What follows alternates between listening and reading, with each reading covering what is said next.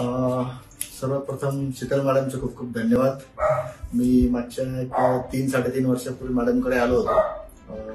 काही problems financially बाकी असो अजून दुसरे काही, तर ते डिस्कस करून मॅडमने मला काही सूचना केल्या की ह्या गोष्टी चेंज कराव्या लागतील आणि त्या आम्ही पुढच्या 1-2-3 महिन्यामध्ये पूर्ण कंप्लीट केल्या ऑलमोस्ट। आणि त्यामध्ये माझे जे काही गोल्स होते 2-3 त्यातले 2 गोल अचीव झालेले आहेत।